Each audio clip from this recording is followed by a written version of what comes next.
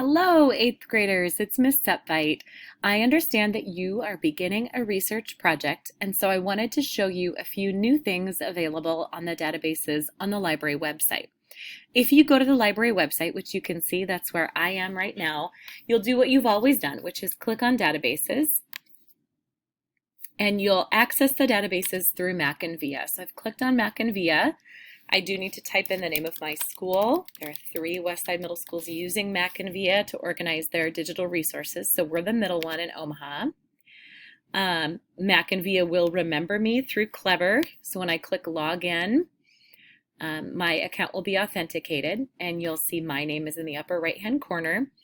Over here, you'll see that I have a number of categories, including ebooks and databases. And of course, for research, I'm going to use the database link. I don't think I need to remind you, but the databases are a wonderful tool for finding curated, well-reviewed, excellent, authoritative sources for the research you need to do for school. It is much better than going out to the web and having to evaluate each and every source you find. These sources are already great ones for you to use, and I highly recommend that you begin your search here.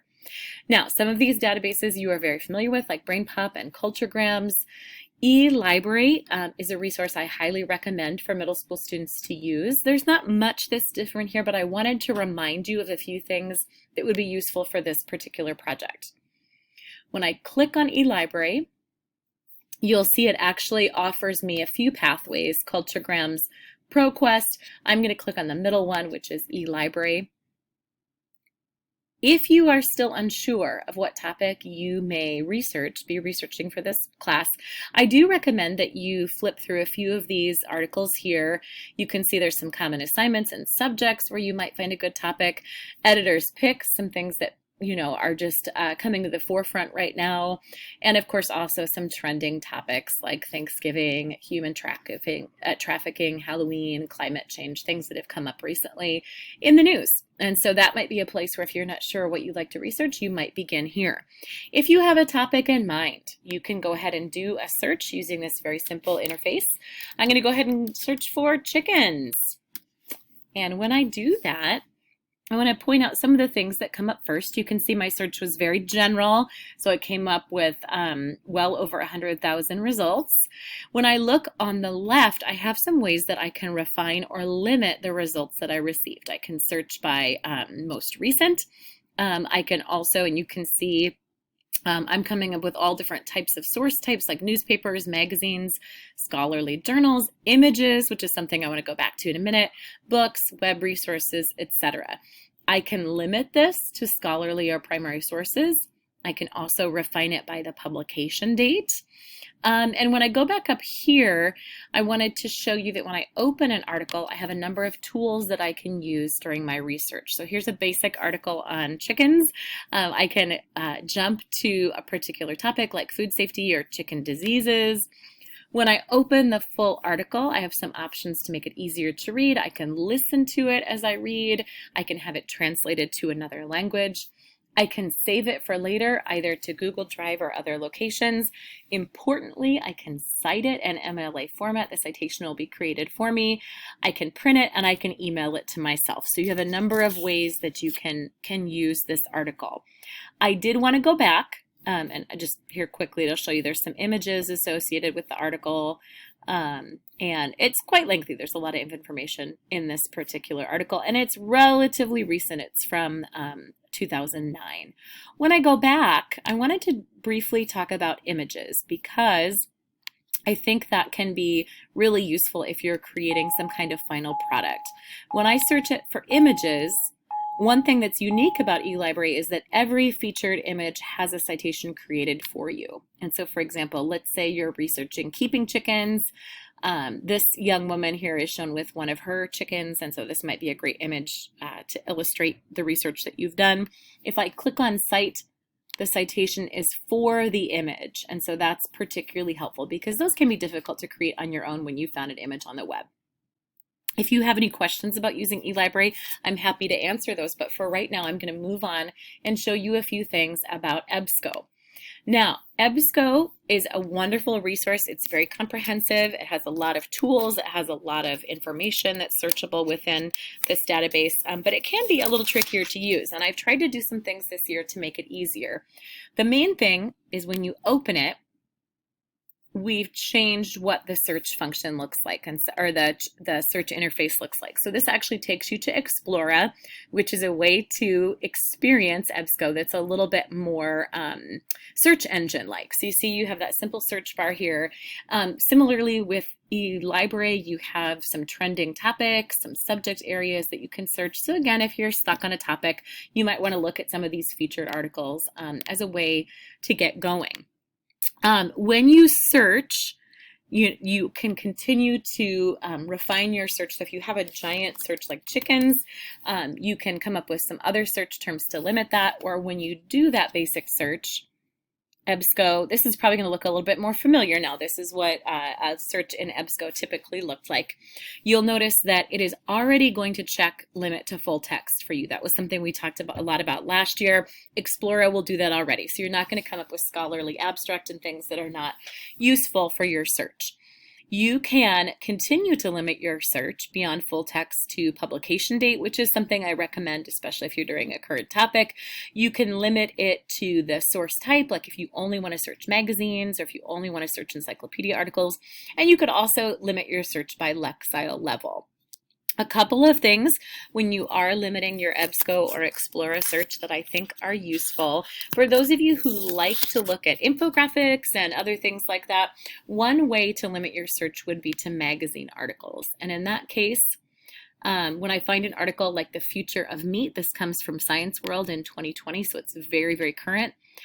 This is going to come up with that full text PDF, so you're going to have all the graphics that come with that article.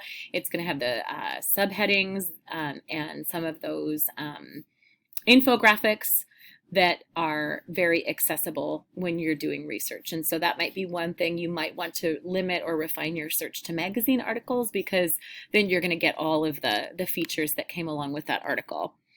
Additionally, when you open an article, like let's say you want to do Meet the Silky Chicken, this is also from 2020, you have some options on the right-hand side. You can save it to your Google Drive, print it, email it to yourself, save it to a file. You can send the permalink to yourself. You can export it in a particular format. And of course, importantly, you can cite it in MLA format over here to the side. If you open an article that is not a PDF, but is in, I'm going to go ahead and take myself out of limiting that or refining it to only magazines. If I open an article like this first one, which is just the topic overview article from the encyclopedia about chickens, I have some options here as well where I can choose the language in which to read it. I can also listen, and you even have a choice of, if you want to hear it in a British accent, you can do that here as well. So you've got a lot of great tools to help you explore Explora or EBSCO host. Finally, I want to show you a new resource that's available to you in Mac and VIA that we purchased just for the middle school this year, and that's Scholastic Go. And so I'm going to go ahead and open up that resource. This is a great database. You can see, again, they're going to have a new image every day. You can click here to find more information about what this image is portraying, or you can do a simple search. Again, this is a very Google-like or search engine experience. I'm going to do that search I've been doing all along for chickens, which again is a very general search. I encourage you to narrow your results. When this comes up, I want you to notice you can choose a reading level, and this may be particularly useful, if you want to bump that reading level down a little bit, if it's a topic you find confusing or complex. If you know that you need a challenge, you may want to bump that reading level up a bit. Otherwise, this range of 2 to 3 is going to be the best for an 8th grade reader, of course. So I'm going to go ahead and click on level 2. I just want to show you that quite a few things come up. I have a tab that will take me just to articles, a tab to images, more information, and websites. And again, when we look at websites here, these are ones that are curated for readers at your reading level and at your age level. These have already been reviewed. They're found to be authoritative sources of information on your topic. So I highly encourage you, if you want to use websites for your research, this is a great place to go. When I open an article in Scholastic Go, Like, let's see, the Greater Prairie Chicken. I do have those options to cite the article, link to the images and websites. I can cite it using that link or the link at the bottom of the article. I can turn read aloud on. I can email it to myself. So again, you have a lot of those similar tools that are available in the other databases. A couple of other things at the top that you should notice: you can do a more advanced search and do some more limiting, search for full text only, add words to your search, search for an exact word or phrase, leave out terms that you don't want to show up in your search. And then you can also do a GoTube video. These are lots of fun for those of you who like to learn by watching video.